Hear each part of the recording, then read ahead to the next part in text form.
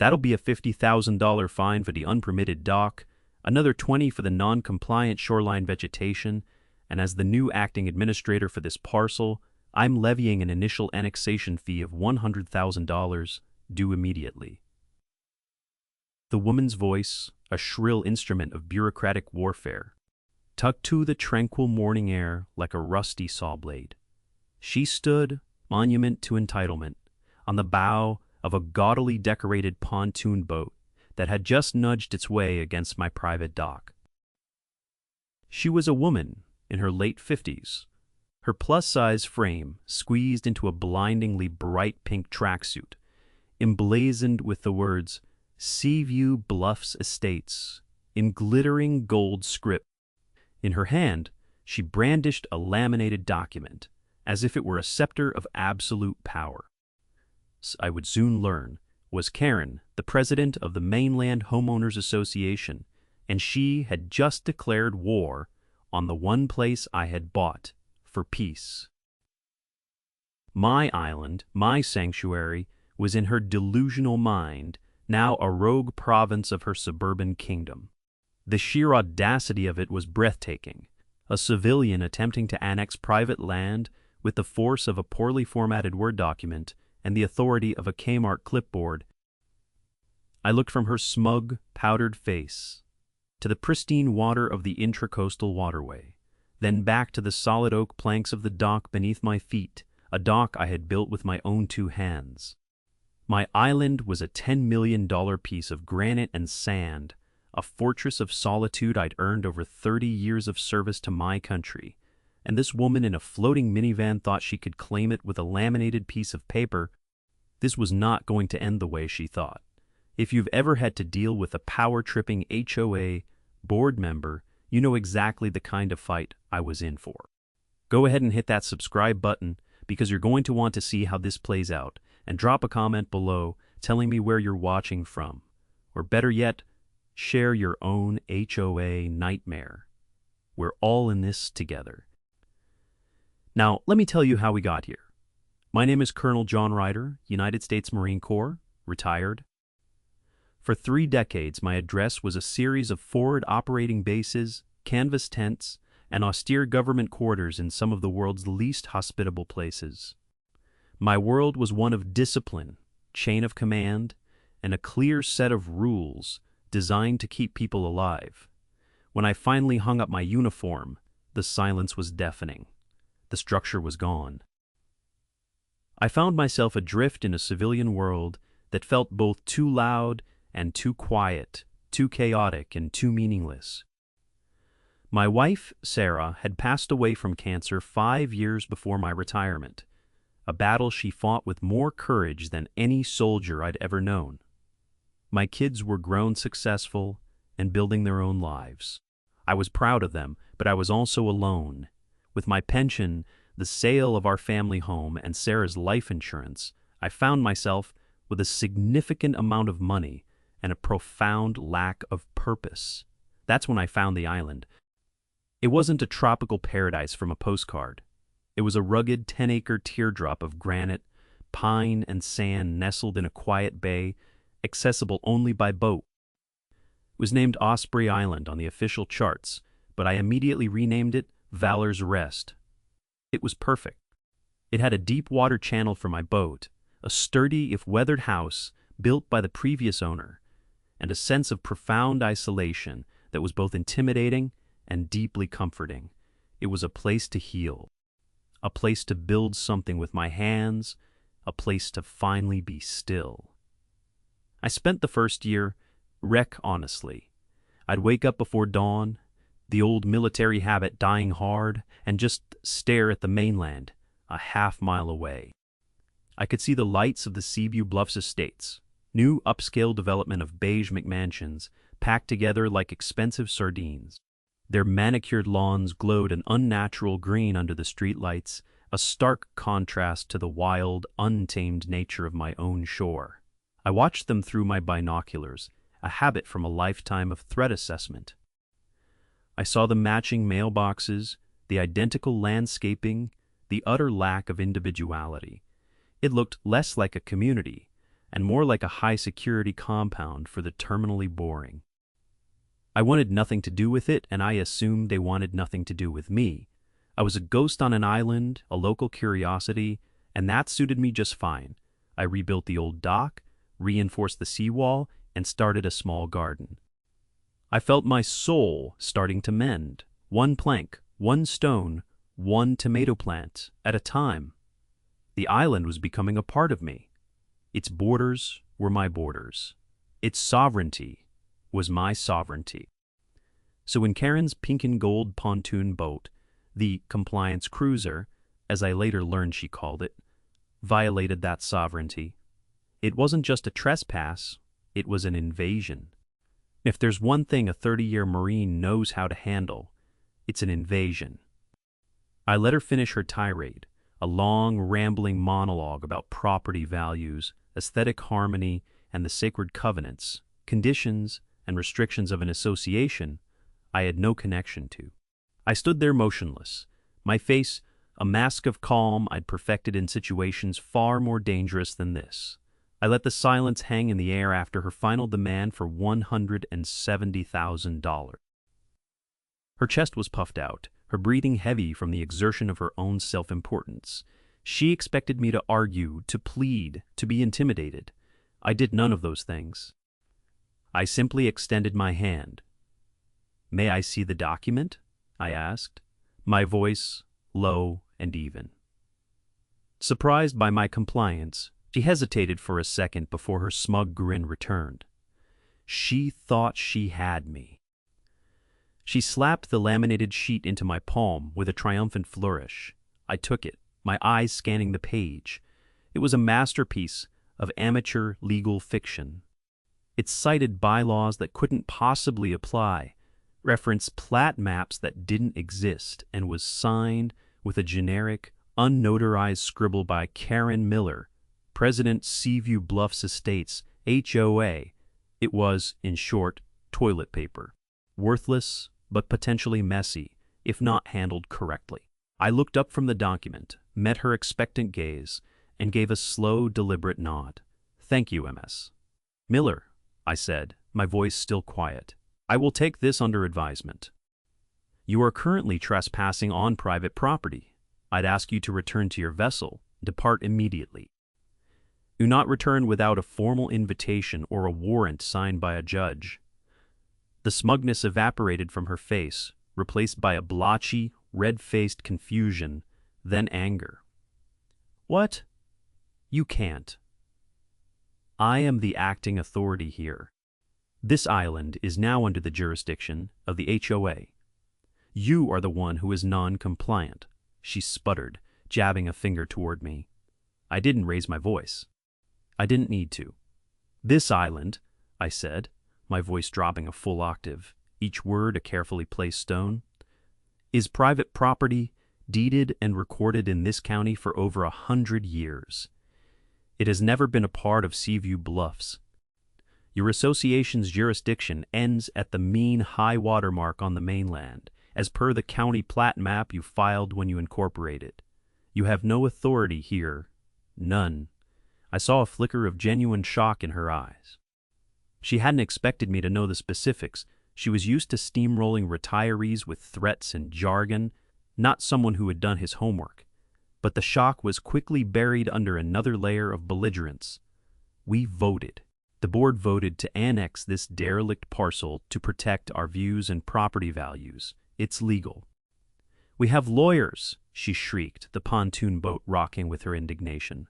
"Then your lawyers will be hearing from my lawyers," I replied, turning my back to her and walking toward my house. "Have a safe trip back to the mainland." Her parting shots were a string of threats about liens, lawyers, and ruination, but I didn't look back. I had my first piece of enemy intelligence. The war had begun. Inside, I laid the laminated notice on my large oak dining table, same table where I'd planned countless operations. This was no different. Operation Counter Karen was now in effect. Phase 1. Intelligence gathering and analysis. I photographed the document from every angle. I transcribed every word. I highlighted the specific bylaw articles she cited. Then I went to my computer and began my digital reconnaissance. I pulled up the county property appraiser's website, entering my own parcel ID. There it was. Ryder, John P. 10 acres. Legal description by meets and bounds, referencing landmarks that had been there since the 19th century. Under associated subdivisions, the entry was blank. Then I searched for the Seaview Bluffs Estates, HOA. Their articles of incorporation were public record. I downloaded them. I downloaded their bylaws, their amendments, everything the county clerk had on file. Then I found the Holy Grail, the official recorded subdivision plat map. I downloaded the high-resolution file and zoomed in.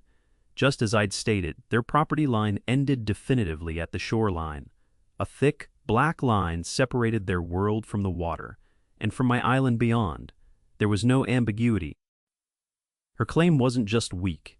It was a complete fabrication. A lie so brazen it was almost impressive. This wasn't a simple overreach. This was fraud. This was a deliberate, calculated attempt to steal my land. The fines, the threats, the annexation. It was all a sham. A house of cards built on the foundation of her own ego. And I was going to enjoy pulling out the bottom card and watching it all come crashing down. I spent the rest of the day creating a binder, a thick 3-ring binder with dividers. Section 1, Correspondence. In it went the photos of Karen's notice. Section 2, Legal Documents. In went my deed, the HOA's Articles of Incorporation, and the color-printed, highlighted plat map. Section 3, Log of Events. I detailed the date, time, and content of Karen's visit, transcribing her threats verbatim. Every detail, no matter how small, was recorded. In the military, we called it building a case. It was tedious work, but it won wars, and I had no doubt that this was a war. Karen had fired the first shot, but I would be the one to fire the last. The certified letters started arriving the following week, a steady drumbeat of escalation. The first one contained a formal-looking invoice for the $170,000 Karen had demanded, now with a new line item, a $5,000 late fee. It was printed on impressive-looking letterhead, thick, creamy paper stock with the Seaview Bluffs logo embossed in gold. She was spending their residents' money on high-quality stationery to harass me. The irony was not lost on me. I photographed the letter and its contents, slid them into a plastic sleeve, and placed them in my binder, and 2 days later, another one arrived. This one was a final notice of violation for unauthorized vessel mooring, citing the presence of my 22-foot Boston whaler tied to my own dock. The fine was $500. Per Dalton Y, retroactive to the date of her annexation. The total was now climbing into the stratosphere of absurdity. Then came the notice for failure to submit architectural plans for primary residence. My house was built in 1978. The fine was a flat $25,000. Another notice followed for improper shoreline maintenance, apparently because my natural mangroves and sea oats didn't conform to their Bayesian green aesthetic. Another $10,000. Karen was trying to bury me in paper, to create a blizzard of fake violations, so dense that it would look legitimate to an outsider. She was building a fraudulent paper trail, the kind you use to file a lien and eventually attempt a foreclosure. It was a common and nasty HOA tactic, but she was applying it to a property she had absolutely no jurisdiction over. This was no longer just harassment. It was a clear, actionable case of fraud and attempted theft. It was time to bring in the heavy artillery. I picked up the phone and called Marcus Thorne. Marcus and I had served together in the JAG Corps 20 years ago. I was a line officer taking a command billet that required some legal background, and he was the sharp, no-nonsense lawyer assigned to my unit. We'd navigated some incredibly complex situations involving international law and rules of engagement in Afghanistan. He was one of the smartest, most ruthless legal minds I had ever met, and after leaving the Corps, he'd started a boutique firm in Jacksonville specializing in high-stakes property and maritime law. When he answered the phone, his voice was the same as I remembered, calm, precise, and with an undercurrent of impatience for fools. "Thorne," he said, not wasting breath on pleasantries. "Marcus, it's John Ryder." There was a brief pause. "Jack, you old son of a gun, don't tell me you finally got arrested for going feral on that island of yours." I chuckled. "Not yet, but give it time. I need your brain, Marcus. I'm under attack." That got his attention. The light-hearted tone vanished. "What kind of attack?" I spent the next 20 minutes laying it all out. The island, the HOA, Karen, the pontoon boat, the laminated notice, the flood of certified letters. I could hear him typing quietly as I spoke. When I finished, there was a long silence on the line. "Marcus, you there?" "Jack," he said, his voice a low growl. "I've been doing this for 15 years. I have seen some truly insane things from Florida HOAs. I've seen them try to fine people for the color of their dog. I've seen them try to regulate the political signs in a man's window. Once had a case where a board tried to ban the smell of garlic from an entire condominium. But I have never ever heard of an HOA attempting to unilaterally annex a multi-million-dollar private island." He let out a short, sharp laugh, devoid of humor. "This isn't just overreach. This is a declaration of war on the entire concept of private property law. This woman isn't just a bully. She's a budding Napoleon." "So what's our strategy?" I asked. "Our strategy," he said, and I could hear the excitement in his voice, the thrill of the hunt, "is rope-a-dope. You were right to start the binder." We let her keep going. We let her build her case. We let her send more letters, make more threats, maybe even file a fraudulent lien with the county. We let her build her own gallows, and then we hand her the rope. He continued, "Don't respond to anything. Don't call her. Don't send a single email. Your silence will infuriate her and make her more reckless. Keep documenting everything. Get a new SD card for your camera and use it only for this. Every time a boat comes near your island, film it. If she sets foot on your dock again, film it. We're building a case not just against the HOA, but against her personally. We're going for fraud, harassment, and if she's dumb enough to file that lien, we can look at felony charges and a civil RICO suit. A RICO suit. Racketeer, influenced, and corrupt organizations. A law designed to take down the mob. Using it against an HOA, President felt like deploying a nuclear weapon to kill a mosquito, but in this case, the mosquito was trying to steal my house. I like it, I said. Just one more thing, Jack, Marcus added. This woman, Karen, she didn't get this way overnight. This kind of power trip is a pattern. I want you to find out who else in that community she's been terrorizing. An army of one is great, but an army of the wronged is unstoppable. He was right. It was time to go behind enemy lines. My first trip into the heart of Seaview Bluffs Estates felt like a reconnaissance mission into a foreign country. I traded my usual shorts and fishing shirt for a pair of khaki pants and a collared polo, trying to blend in. I docked my whaler at a public marina a few miles down the coast and drove a rental car to the community's grand, ostentatious entrance. A massive, rococo gatehouse stood guard, flanked by waterfalls and an absurd number of palm trees. The sign, carved into a slab of imported stone, read, "Seaview Bluffs Estates, an exclusive community of distinction." It felt more like a maximum security suburb of conformity. There was no guard in the gatehouse, just a keypad, so I parked nearby and waited. After a few minutes, a landscaping truck pulled up and punched in a code. I memorized it. A few minutes later, I drove my rental through the gates. I felt a pang of guilt, like I was breaking into something. But then I remembered Karen's pontoon boat at my dock, and the feeling passed. I was an invited guest, in a manner of speaking.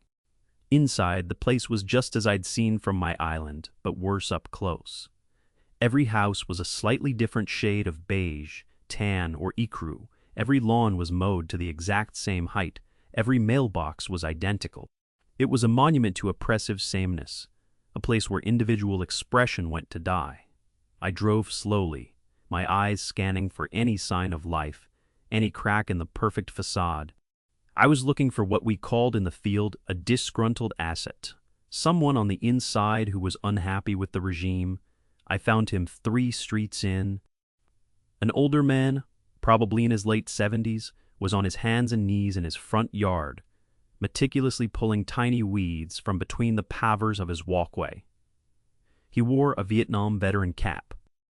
But it was the look on his face that caught my attention, a mask of pure, unadulterated frustration. He wasn't gardening. He was performing a punishment. I pulled over, got out, and walked toward him. "Hot day for that kind of work," said, my voice friendly. He looked up, his eyes squinting against the sun. He had a kind face, but it was etched with deep lines of weariness. "Tell me about it," he grumbled, sitting back on his heels and wiping his brow with the back of a gloved hand. "Got my 3rd notice this month, unkempt hardscape. Apparently, a single blade of grass growing in a crack is a threat to the aesthetic harmony of the entire community." He said, "aesthetic harmony," with a level of sarcasm that told me I'd found my man. "I'm John," I said, extending a hand. He took it, his grip surprisingly strong. "Frank, good to meet you, John. You new here? Haven't seen you around?" "Not exactly," I said, deciding to take a calculated risk. "I'm the guy on the island." Frank's eyes went wide. He looked around, as if Karen's spies might be hiding in the perfectly trimmed hedges. He lowered his voice to a conspiratorial whisper. "You're the island guy. Holy cow, the stories are flying. Karen's telling everyone at the clubhouse that she's annexing you, that you're going to be our new community marina." "It's what I hear," I said dryly. "She paid me a visit a couple of weeks ago to inform me." Frank shook his head, a grim smile on his face. "That woman's got a lust for power bigger than this whole damn state." I knew she was nuts. But this is a whole new level. Annexing an island. What's next? Declaring war on the Bahamas. He stood up, brushing the dirt from his knees. "Listen, John. Fighting a good fight, but you're fighting a monster. She's been president of this HOA for 10 years. Ran unopposed the last 8. She's got the whole board in her pocket. They're either terrified of her or just as crooked as she is." He leaned closer. "He fines us for everything. The wrong color flowers, a garden hose visible from the street, a garbage can left out for more than an hour after pickup. The fines are insane. Hundreds, sometimes thousands of dollars. People are afraid of her." A few years back, the Costas, a young couple, lost their house. Got behind on her fines, she put a lien on them and foreclosed, wiped them out. They had to declare bankruptcy. My blood ran cold. This wasn't just about power, it was about destroying people. She was a predator. "Is there anyone else?" I asked. "No else who's had enough?" Frank's eyes lit up with a spark of defiance. "Oh yeah," he said. "There are dozens of us. We just haven't had a leader. We haven't had a general." "You look like a general to me, John." He pulled a small, worn flip phone from his pocket. "Give me your number. I'll make some calls. We've been whispering in the dark for too long. Maybe it's time we started shouting in the light." I gave him my number. As I walked back to my car, I felt a shift in the battle. I was no longer a solitary defender of a rocky outpost. I was now the commander of a nascent insurgency deep in enemy territory. The fight for Valor's Rest had just become the fight for Seaview Bluffs. 2 nights later, under the cover of darkness, a small flotilla made its way to my island. It wasn't an invasion force, but a delegation of the oppressed. Frank had been true to his word. Arrived first in a small aluminum fishing boat with a quiet trolling motor, followed by 2 kayaks paddled by a young couple, and finally a paddleboard silently guided by a woman in her 60s. They converged on my dock like clandestine operatives, their faces a mixture of fear and determination. We gathered in my living room, the lights low, the curtains drawn. I had coffee and cookies set out on the big oak table, a small offering of hospitality in a situation that felt anything but hospitable. I looked around the room at my new allies. There was Frank, the grizzled veteran, and my first recruit. There was the young couple, Mark and Jessica. They were the ones who had been fined into oblivion for their children's backyard swing set, which Karen had deemed an unapproved structural addition, and there was Eleanor, the widow, whose prize-winning rose garden was a constant source of violations because some of the blooms were a shade of red not on the HOA's approved color palette. They were ordinary people pushed into an extraordinary situation. I started by laying my binder on the table. This, I said, tapping its thick cover, is the beginning of our counteroffensive. I walked them through it all: Karen's visit, the fraudulent annexation notice, the avalanche of fines, the official county plat map that proved her claims were a complete fabrication. I showed them the pictures I had taken, the documents I had downloaded. I laid out the enemy's entire strategy, her lies, her overreach. As I spoke, I could see the fear in their eyes being replaced by a hard, cold anger.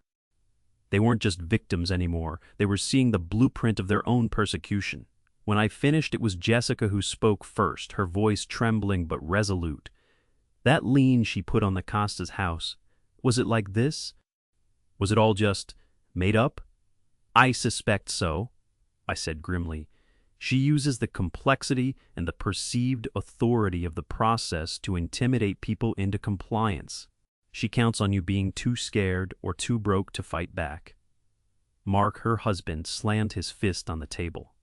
That's it. I'm done being scared. What do we do, Colonel? You tell us what to do, and we'll do it. The Colonel slipped out naturally, and I didn't correct him. Right now they needed a commander. First, I said, adopting the tone I used for mission briefings, we formalize. We are no longer a collection of disgruntled individuals. We are the Committee for the Restoration of Seaview Bluffs. You need to organize, gather intelligence, and prepare the battlefield. The energy in the room shifted. They had a name. They had a purpose. I started giving out assignments. Frank, you're our inside man. You know the people.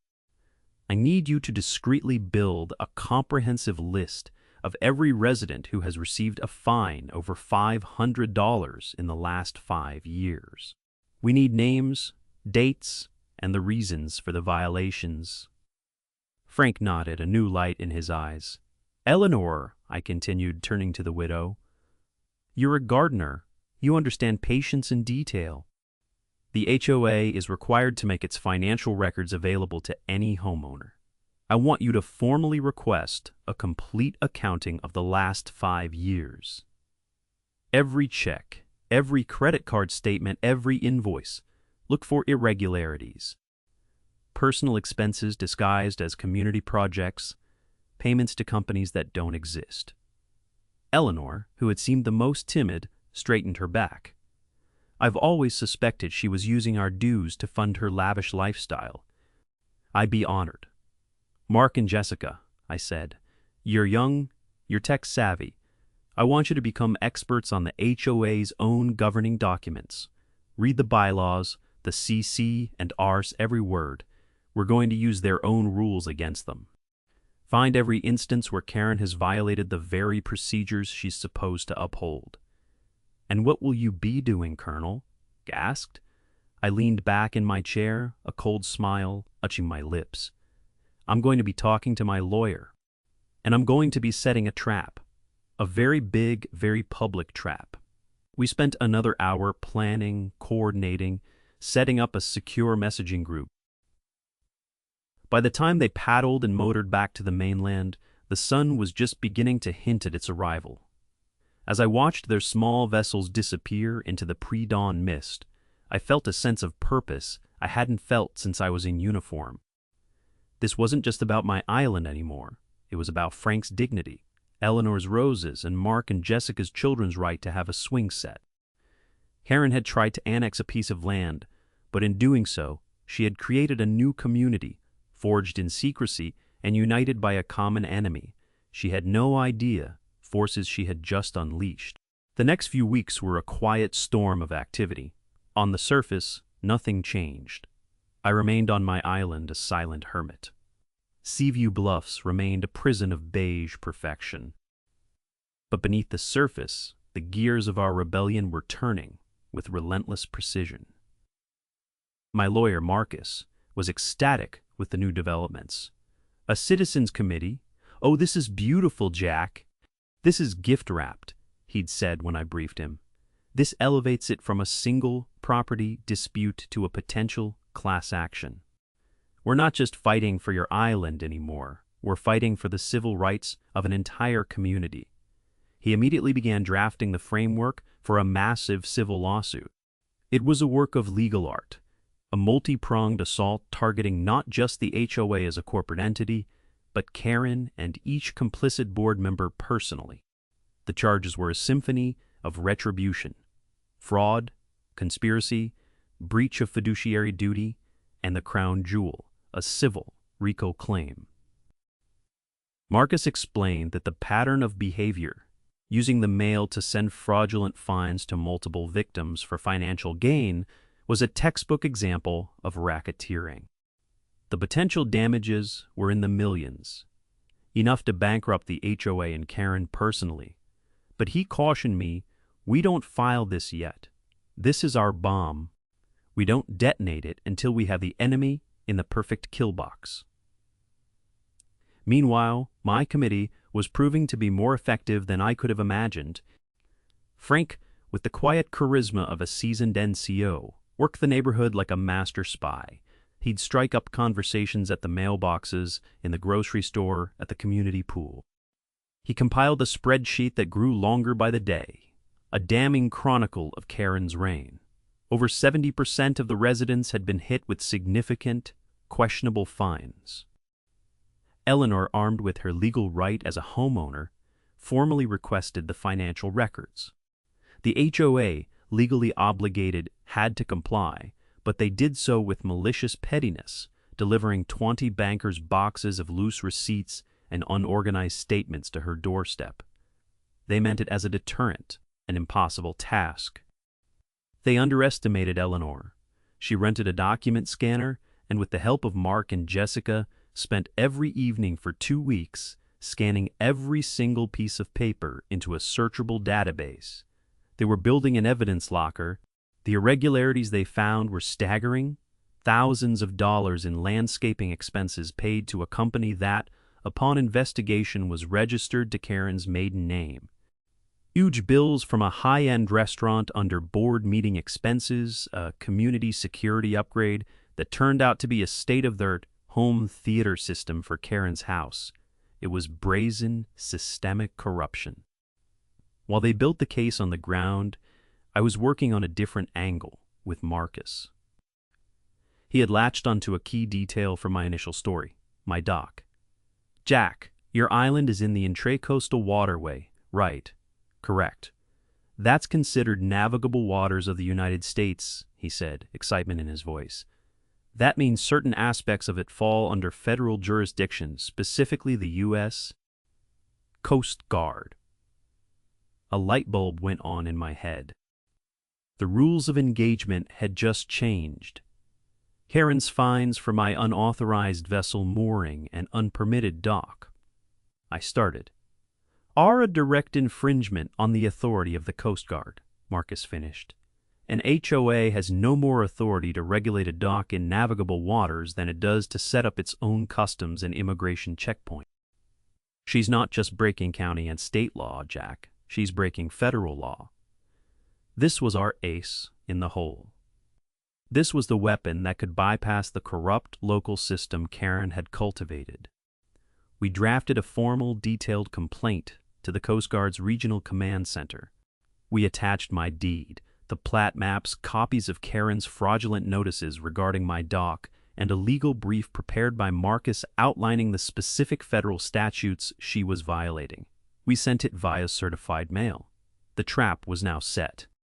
We had the civil lawsuit ready to launch, the evidence of financial malfeasance, a growing army of angry residents, now a federal component.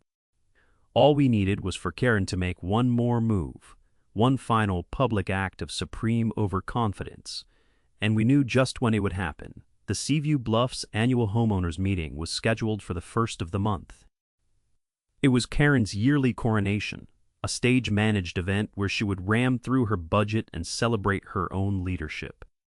According to Frank, the agenda sheet sent out had a new, special item listed at the very end: acquisition and development of new community asset. He had no doubt what that meant. She was going to announce the foreclosure and takeover of my island. She was going to publicly declare victory. It was the perfect kill box Marcus had been waiting for. The week before the annual meeting was electric with tension. Our secret committee was in constant communication, a hive of covert activity buzzing just beneath the placid surface of Seaview Bluffs. Mark and Jessica had finished their deep dive into the HOA's bylaws and had found a gold mine. According to the association's own rules, any special assessment or acquisition of new property required a 2/3 vote of all homeowners, not just a board resolution. Karen's plan to annex my island via a simple board vote was a flagrant violation of the very document she claimed to champion. They also discovered that the bylaws required the board to provide a full audited financial report at the annual meeting, something Karen hadn't done in years. She simply presented a vague PowerPoint summary of her own making. The ground was primed for a procedural ambush. Meanwhile, my own preparations were underway. I received a quiet, unofficial call from a lieutenant commander at the Coast Guard sector office. He was a straight arrow officer, and he was not amused by my complaint. "Colonel Ryder," he said, his voice a crisp, professional baritone, "we've reviewed the materials you sent. To be frank, we've never seen anything quite like this. A civilian entity attempting to usurp federal authority over navigable waterways is novel." He informed me that they were opening a formal investigation into Karen Miller and the Seaview Bluffs HOA for violations of the Rivers and Harbors Act. He asked if I would be willing to provide a sworn statement, which I readily agreed to. He also asked for the date and time of the upcoming annual meeting. I gave it to him, and though he didn't say anything explicit, the satisfied tone in his voice told me everything I needed to know. The final piece of the trap was the most audacious. On Marcus's advice, I checked the county clerk's public records online every morning. 3 days before the meeting, it appeared. A claim of lien filed by Seaview Bluffs Estates, HOA, against my property, parcel ID 743-00001, in the amount of $287,500 for unpaid fines and fees. It was signed by Karen Miller. She had done it. She had committed a felony. Filing a fraudulent lien is a serious crime in our state, and Marcus was practically giddy when I told him. "She took the bait, Jack. She took the whole damn rod and reel with it," he exclaimed. "We've got her. Print that page. Certify it. That's the nail in her coffin." With all the pieces in place, it was time to rally the troops. We began a quiet grassroots campaign to ensure maximum attendance at the meeting. Frank and his network of allies went door to door, not with flyers, but with quiet conversations. "You need to be at the annual meeting," they'd say. "Something big is going to happen. You'll want to be there to see it." We also made one more call. To a reporter at the Jacksonville newspaper, a young, hungry journalist named Sarah Jenkins who had written a few articles critical of HOA overreach in the past. We gave her an anonymous tip, a tantalizing story of a decorated veteran on a private island being targeted by an abusive HOA president who was about to publicly announce a hostile takeover of his land. We told her the time and place of the meeting and promised her fireworks. The night of the meeting, a storm was rolling in off the Atlantic, mirroring the storm that was about to break inside the Seaview Bluffs Community Center. As I piloted my whaler across the choppy water toward the marina, I wasn't wearing my usual civilian attire. Tucked in a waterproof garment bag was my full-dress blue uniform, the one I had worn at my retirement ceremony. It was a bit of theater, I knew, but this was a psychological battle as much as a legal one. Karen dealt in the symbols of power, laminated notices, golden letterheads, a ridiculous title. I would counter with a symbol of my own, one earned through decades of service and sacrifice. When I arrived at the community center, the parking lot was overflowing. I had to park on the grass. Our campaign had worked. The room was packed to capacity, sea of faces, some angry, some curious, some scared. I saw Frank give me a subtle nod from across the room. Eleanor was seated in the front row, a stack of papers in her lap, looking like a revolutionary matriarch. Mark and Jessica were near the back, ready to operate the projector we had asked the reporter to bring. Very back corner, trying to be inconspicuous, was Sarah Jenkins, the reporter, her photographer beside her. And there, on a raised dais at the front of the room, sat Karen and her board of silent, nodding sycophants. Karen was in her element. She wore a power suit the color of dried blood, and a pearl necklace that looked like a string of small skulls. She beamed at the massive crowd, mistaking their anger and curiosity for admiration. She was about to give the performance of her life, completely unaware that it was also her finale. I found a seat in the back, still in my civilian clothes, and waited. The trap was set. The audience was in place. The curtain was about to rise on the final act of Karen's reign. The meeting began as all such meetings do, with a tedious recitation of minutes from the previous year, a drone of bureaucratic self-congratulation. Karen presided over the proceedings with the smug satisfaction of a dictator reviewing her parade. She breezed through the budget, flashing a few incomprehensible pie charts on the screen, and refused to take any questions. "We'll have a Q&A session at the end, after all business is concluded," she announced, a classic tactic to exhaust and dismiss dissent. Her board members sat beside her like well-fed pigeons, nodding at every pause. I could feel the frustration in the room building, a low hum of collective anger. Frank and his network had done their job well. These people were primed. After the budget, Karen moved on to her usual list of accomplishments, which mostly consisted of praising herself for maintaining the neighborhood's pristine aesthetic. She put up a slide showing a picture of a house with a perfectly manicured lawn, next to one with a single, sad-looking weed.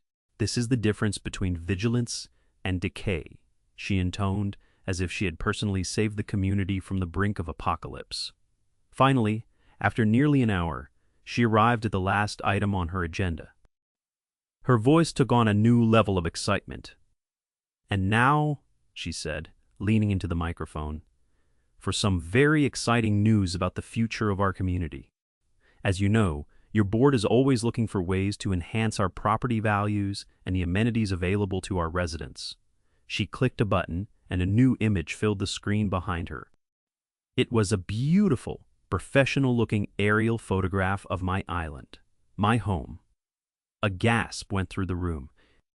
"For too long," she continued, her voice dripping with false modesty, "we have looked out at this derelict, undeveloped parcel on our horizon, an eyesore, a missed opportunity." She then clicked to the next slide. It was the same picture of my island, but now with a garish, poorly photoshopped artist's rendering of a marina, a clubhouse, and a tennis court superimposed over it. "Your board has voted, using its authority under Article 9 of our bylaws, to acquire this underperforming asset and develop it for the benefit of all Seaview Bluffs residents." The room was silent, stunned. This was even more brazen than we had imagined. She wasn't just announcing a foreclosure, she was presenting a development plan. Then came the coup de grace. She clicked one more time. The screen now showed a picture of my house, a home filled with 30 years of memories and the lingering presence of my late wife. And across it, in giant blood-red letters, was a single word, "Tho." "As of this week," Karen announced, her voice swelling with triumph. The association has placed a lien on the property for non-payment of fines and fees. The current owner, a Mr. John Ryder, has been non-responsive and non-compliant. We will be proceeding with foreclosure, and soon this beautiful new amenity will be ours. She pointed a dramatic finger into the crowd. Mr. Ryder, I know you're here. Your time of defiance is over. This is what happens when you flout the rules of Seaview Bluffs. That was my cue. All eyes turned to the back of the room as I stood up. The uniform bag was in my hand. I walked calmly and deliberately to the men's restroom at the back of the hall. The crowd murmured, confused. Karen smirked, thinking I was fleeing in shame.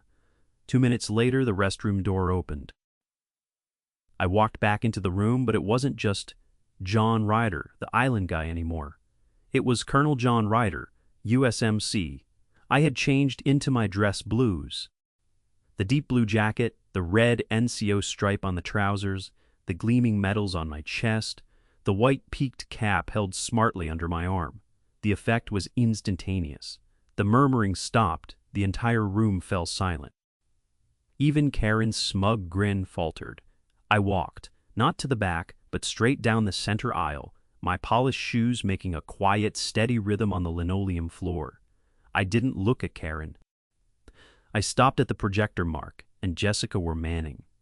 "If you don't mind," I said to Karen, my voice calm but carrying to every corner of the silent room. "I have a small presentation of my own." Before she could object, Mark switched the input. The picture of my foreclosed home vanished, replaced by the official certified county plat map. I took the microphone from the stand. "Good evening," I said, my voice the voice of command I had used 1,000 times. "My name is John Ryder." "This woman," I said, pointing not with a finger but with a crisp nod toward Karen, "has just committed multiple felonies in front of over 200 witnesses." The room erupted in gasps and shouts. Karen's face went from blotchy red to corpse white. "This is my meeting," she shrieked. "You have no right." "You are wrong," I countered, my voice cutting through the noise. "I have every right." On the screen, you will see the legal boundaries of Seaview Bluffs. As you can see, it ends at the water. My property is not, and has never been, a part of your association. I clicked the remote. The next slide was a copy of the fraudulent lien. "This is a document Mrs. Miller filed with the county 3 days ago. It is a claim for nearly $300,000. Based on fines she has no legal authority to levy. A property she has no jurisdiction over. In this state, that is a third-degree felony." I clicked again. The next slide was the first page of the civil lawsuit Marcus had prepared. This is the lawsuit that will be filed tomorrow morning against the HOA and Mrs. Miller personally for fraud, harassment, and racketeering. I then turned to the crowd, and she hasn't just been doing this to me. At that moment, Frank stood up. "My name is Frank Peterson. She fined me $2,000 because my grandson's tricycle was on my driveway for 2 hours. Eleanor stood up. "My name is Eleanor Vance. She forced me to dig up my late husband's prize-winning roses because she didn't like the color." One by one, dozens of people stood up, a wave of defiance washing over the room, each one a testament to Karen's tyranny. Karen was backed into a corner, her face a mask of disbelief and rage. "You can't do this. I have authority." "I am the president," she screamed, her voice cracking. It was then that the double doors at the back of the community center swung open with a decisive thud. The room, already a powder keg of emotion, fell into a sudden, shocked silence. Framed in the doorway were 2 figures whose presence immediately shifted the balance of power from the merely legal to the profoundly official. On the left stood a uniformed sheriff's deputy, his hand resting casually on his duty belt, his eyes methodically scanning the room. On the right was a man who commanded even more authority in that specific context, a Master Chief Petty Officer of the United States Coast Guard. He was tall, ramrod straight, with a face that looked like it had been carved from sea-worn granite. His uniform was immaculate, his gaze level and deeply unimpressed.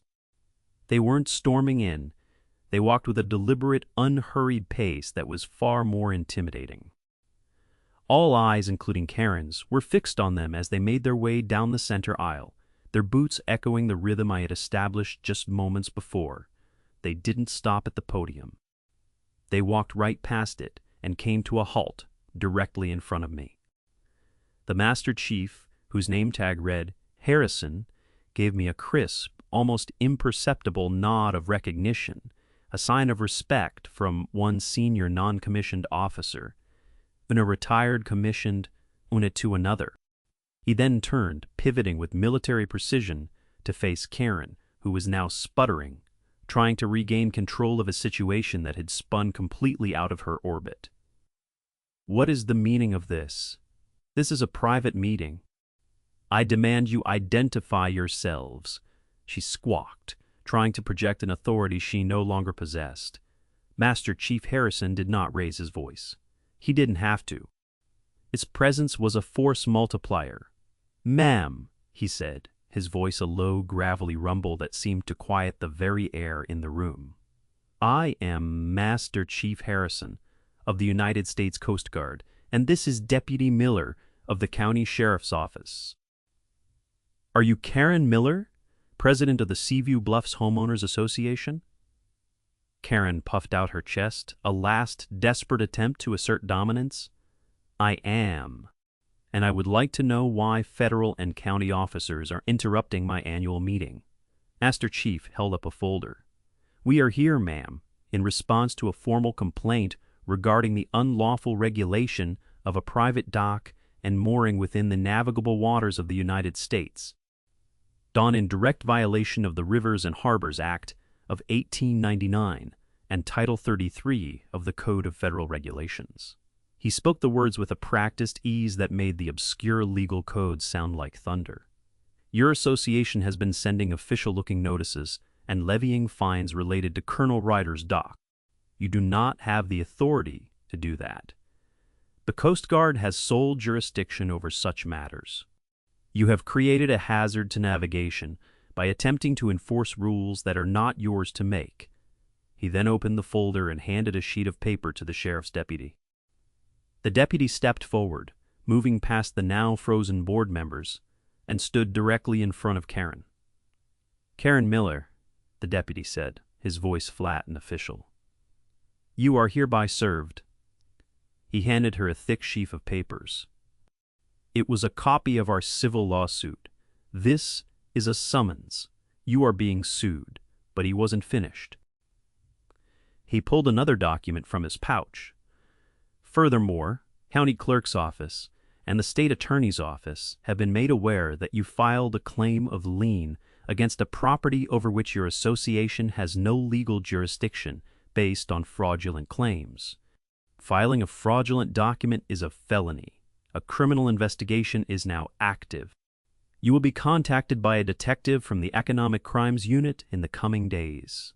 Karen stared at the papers in her hand as if they were venomous snakes. The color drained from her face completely. She looked from the deputy to the Master Chief, then to me. Her eyes were wide with a terror that was deeply satisfying to behold. She had built her kingdom on paper, and now paper was destroying her. She opened her mouth, but no sound came out. The reporter, Sarah Jenkins, was in a frenzy, her camera flashing, her photographer capturing every moment of Karen's public humiliation. The crowd was a murmuring sea of vindication. People were pulling out their phones, recording the downfall of their tyrant. It was then that Eleanor Vance, the gentle widow, whose roses had been so cruelly condemned, stood up. Her voice, though soft, carried in the stunned silence. "So, does this mean I can replant my husband's roses?" The question, so simple and pure, broke the spell. A ripple of laughter went through the crowd, quickly swelling into a wave of cheers and applause. It wasn't just laughter, it was the sound of liberation. It was the sound of 100 small, suffocating weights being lifted all at once. Karen crumpled. Not physically, but her entire persona, the iron-willed matriarch of Seaview Bluffs, simply disintegrated. She sank into her chair, a deflated husk of a woman staring blankly at the lawsuit in her hands. Her board members, seeing the ship sinking, began to distance themselves, literally scooting their chairs away from her as if she were contagious. The battle was over. The war was won. And it had all happened not with a bang, but with the quiet, inexorable power of the law, a certified map, and the arrival of men in uniform who actually had the authority she had only pretended to possess. The aftermath was swift and decisive. Karen's empire, built on a foundation of bluster and forged documents, crumbled overnight. The annual meeting ended not with a formal adjournment, but with the dazed homeowners slowly filing out, many of them stopping to shake my hand or clap me on the shoulder. They looked at my uniform not as a costume, but as a symbol of the order and justice that had finally been restored to their lives. Karen was escorted from the community center by the sheriff's deputy for a voluntary interview, a request she was in no position to refuse. She was removed as HOA president by an emergency board, vote cast by the same sycophants, who were now desperately trying to save their own skins, before she even made it to the station. Our committee, the Committee for the Restoration of Seaview Bluffs, became the de facto interim government. Frank, Eleanor, Mark, and Jessica, once a secret cabal, were now hailed as heroes. They were nominated and unanimously voted in as the new board tasked with the monumental job of cleaning up a decade of corruption. The first official act of the new board was to formally declare the attempted annexation of my island null and void and issue a public apology. The second was to void every single fine Karen had levied over the past 5 years and initiate a process to reimburse those who had paid. The third was to fire the HOA's lawyers, who were complicit in Karen's schemes, and hire Marcus Thorne's firm to represent the community's true interests. The civil lawsuit was settled quickly. The HOA's insurance carrier, facing the undeniable evidence of the RICO claim and the mountain of other abuses, chose to pay a massive settlement rather than face a jury. The funds were used to make every wronged homeowner whole, with a significant portion set aside to create a legal defense fund for the community against any future abuses of power. Erin Miller was financially and socially ruined. The criminal case for filing a fraudulent lien proceeded, and she ultimately pleaded guilty to a lesser felony charge to avoid prison time. Received 5 years of probation, a hefty fine, and was ordered to pay restitution to the Costa family, the couple who had lost their home years earlier. The court-ordered sale of her own McMansion, including the community security upgrade home theater, barely covered her legal bills, and she and her husband sold their house at a loss and moved away, disappearing from the community she had once ruled with an iron fist. Seaview Bluffs began to change. The oppressive beige conformity slowly gave way to cautious expressions of individuality. A new, vibrant red front door appeared. A child's swing set was erected without fear. Eleanor's rose garden was replanted, more glorious than ever, a riot of unapproved but beautiful colors. The community, once united only by fear, was now being rebuilt on a foundation of shared victory and mutual respect. My role in the new order was minimal, and by choice. I had been the catalyst, the general who planned the battle. But the peace belonged to the citizens of Seaview Bluffs. My island, Valor's Rest, returned to its intended purpose, a sanctuary. But it was different now. It was no longer a fortress of solitude, a place to hide from the world. It had become a symbol. To me and to my new friends on the mainland, it represented the unshakable principle of private property and the idea that one person, armed with the truth and a healthy dose of resolve, could stand against tyranny and win. The following summer, I hosted a barbecue on the island. The guests of honor were Frank, Eleanor, Mark, and Jessica, the new board of the revitalized Seaview Bluffs. They came over not in a clandestine flotilla, but on a bright Saturday afternoon, their boats loaded with coolers and laughter. We sat on my dock, my perfectly legal, unfined, and now famous dock, and watched the sailboats drift by on the waterway. Frank raised a beer in a toast. "To Colonel Ryder," he said, his voice thick with emotion, "and to Valor's Rest, the first piece of territory liberated by the Seaview Bluffs Rebellion." We all laughed, the sound echoing across the water. As the sun began to set, casting a golden glow over the water and painting the sky in hues of orange and purple, I looked across the bay toward the mainland. The lights of Seaview Bluffs were twinkling on, but they looked different now. They didn't seem sterile or oppressive anymore. They looked like homes. I thought about the long, strange journey that had brought me here. I had bought this island seeking peace and quiet, an escape from a life of conflict. Instead, conflict had followed me home. But in fighting this one last battle, in using the skills of strategy, intelligence, and unwavering resolve that the Marine Corps had ingrained in me, I had found something more profound than peace. I had found purpose, I had found community, I had defended my home, and in doing so, helped my neighbors reclaim theirs. Valor's Rest was safe, its sovereignty secured not by walls or weapons, but by the simple, powerful force of justice. And as I looked at the happy faces of my friends, I knew, with a certainty that settled deep in my bones, that I was finally, truly home.